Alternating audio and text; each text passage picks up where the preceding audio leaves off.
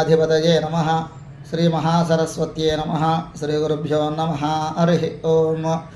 ओं श्री वेंकटेश्वराय नमः। पूज्याय राघवेन्द्राय सत्यधर्मरताय च भजतां कल्पवृक्षाय नमतां कामधेनवे। ओं हरिमर्कटमर्कटाय नमः। 2024 సంవత్సర ద్వాదశ రాశుల ఫలితాలు. 2024 మీనరాశి వారి ఫలితాలు. ఈ రాశి వారికి గురుడు ఏప్రిల్ వరకు ధనస్థానంలో సంచరించి మే నుండి తృతీయ స్థానంలో సంచారం. శని ఈ సంవత్సరం అంతా కూడా వ్యయస్థానంలో సంచారం. రాహువు జన్మరాశిలో, కేతువు కరత్ర స్థానంలో ఈ సంవత్సరం అంతా కూడా సంచారం.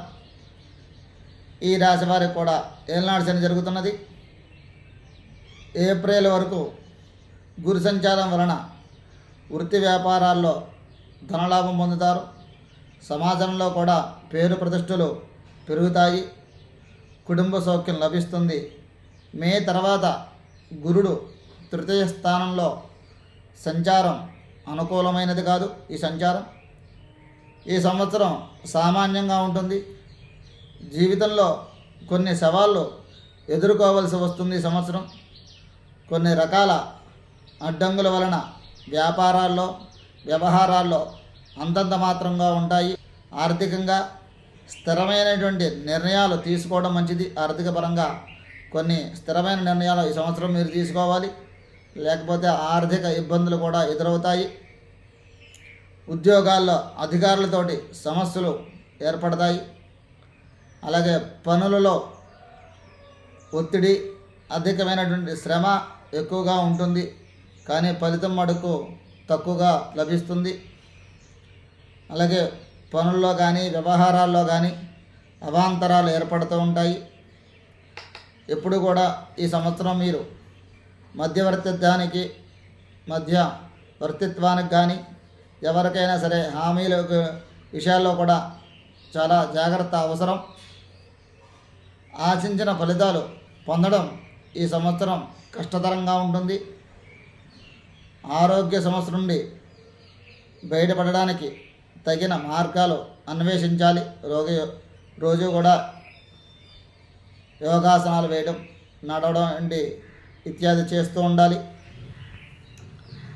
వైవాహిక జీవితంలో కూడా భార్యాభర్తల మధ్య అన్యోన్యత తగ్గి మనస్పర్ధలు తరచూ రావడం, అంతా కూడా కుటుంబంలో కూడా గందరగోళంగా ఉంటుంది. ఖర్చులు నియంత్రణ చేసుకోవాలి.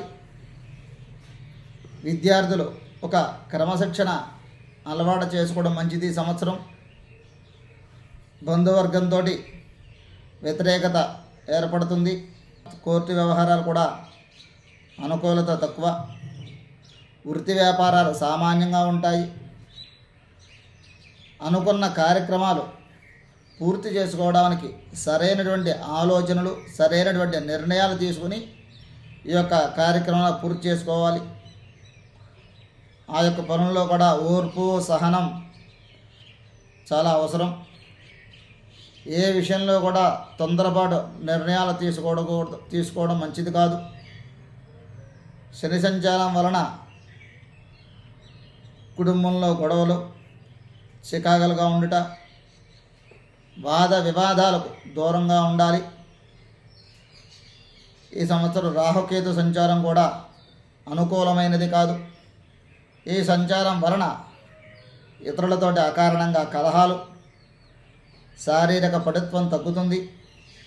అన్ని విషయాల్లో కూడా జాగ్రత్తలు తీసుకుంటూ మంచి ప్రయత్నాలు చేసుకుంటూ ముందుకు సాగాలి. కొన్ని విషయాలలో మోసపోతారు, కొన్ని విషయాల్లో నష్టపోతారు. అనేక మార్గాల ద్వారా ధనాదాయం లభించినా ఆ ధనమంతా కూడా నీళ్ళ వలె ఖర్చు అయిపోతూ ఉంటుంది. ధనం నిలబడడం కష్టతరంగా ఉంటుంది. భార్యాభర్తల మధ్య మనస్పర్ధలు తరచూ రాగలవు. కాబట్టి ఈ సంవత్సరం ఈ రాశి వారికి గురు కానీ, శని, రాహు, కేతువులు కానీ ఈ యొక్క గ్రహస్థితి, గ్రహచారం అనుకూలం లేనందున ఈ యొక్క రాశివారు ప్రతి నెల కూడా మాస శివరాత్రికి రుద్రాభిషేకము మరియు అమ్మవారికి కుంకుమ పూజ చేస్తూ ఖాళీ ఉన్నప్పుడల్లా సుందరకాండ పారాయణ చేసుకోవడం వలన మరిన్ని శుభ ఫలితాలు పొందగలరు. ఓం. మా వీడియో మీకు నచ్చినట్లయితే please like, share and subscribe.